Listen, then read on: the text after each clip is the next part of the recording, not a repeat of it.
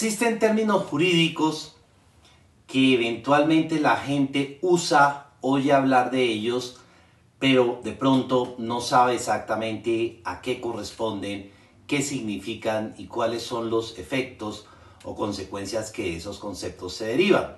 De pronto uno de ellos es la hipoteca. Casi todas las personas han oído hablar, de la hipoteca e inclusive de pronto han suscrito hipotecas, pero realmente no saben de qué se trata. Por eso, en el presente tip legal, de una manera lo más clara posible, vamos a tratar de explicar qué es la hipoteca, cómo funciona y para qué sirve. Como primera medida, digamos entonces que la hipoteca es un contrato. ¿Qué significa? Que para que una hipoteca nazca a la vida jurídica se requiere que haya un acuerdo de voluntades. A nadie le pueden imponer de manera unilateral una hipoteca respecto de un bien que es propio. E insistimos, para que la hipoteca nazca a la vida jurídica se requiere de un acuerdo de voluntades, por eso es un contrato. Pero además de un contrato, y aquí es lo interesante, la hipoteca es una garantía. ¿Por qué es una garantía?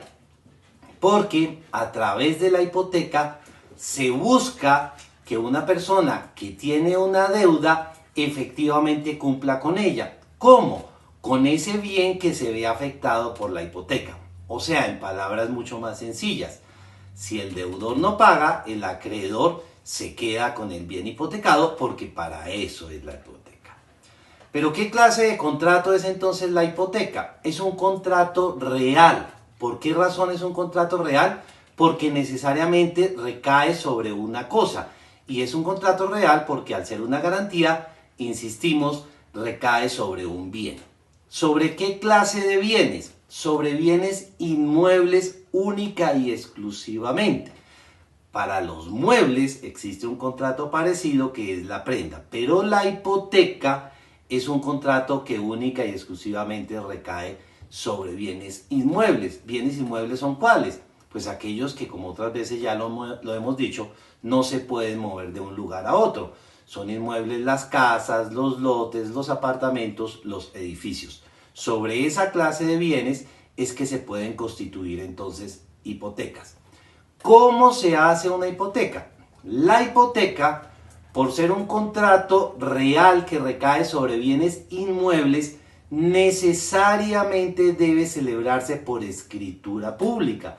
Si se hace, por ejemplo, verbalmente o en un documento privado, sencillamente ahí no habrá hipoteca. Ese acuerdo de voluntades no nacerá a la vida jurídica. La hipoteca, para que exista, debe constar entonces, insistimos, en una escritura pública. Pero además de eso, esa escritura pública no basta que sea suscrita por las partes.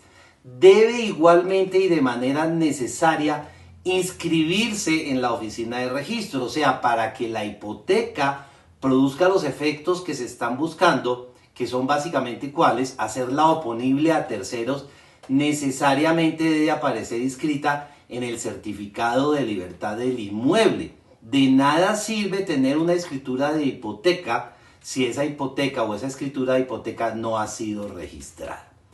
¿Cómo funciona la hipoteca? Pues muy sencillo. Al ser una garantía real que aparece inscrita en el certificado de libertad, le va a permitir al acreedor de esa obligación, cuando el deudor le incumpla, perseguir ese bien. Una cosa muy importante, la hipoteca, y esto es una cosa que la gente suele pensar, la hipoteca no saca el bien del comercio.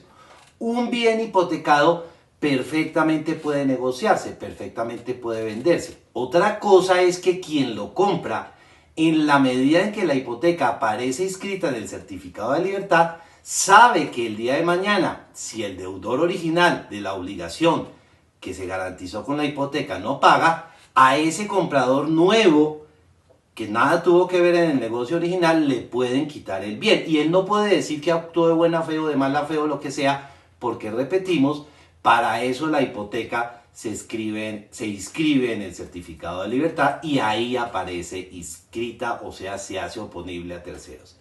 Finalmente, ¿cómo se levanta una hipoteca? En derecho hay un dicho que dice que las cosas se deshacen como se hacen.